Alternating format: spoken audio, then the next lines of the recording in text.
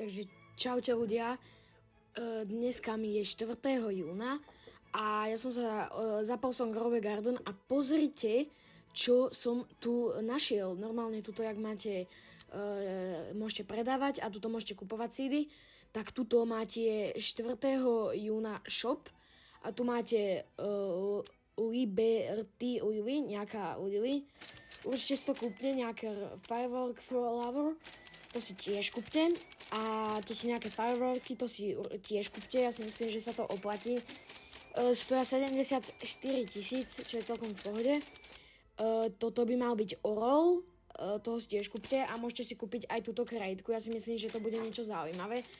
A určite si to chodte kúpiť dneska. Kokos, ale je pekný. Určite si to chodte kúpiť dneska, lebo myslím si, že zajtra to tam už nebude, takže nezabudnite na to a toto je už pre toto video všetko, takže čaute.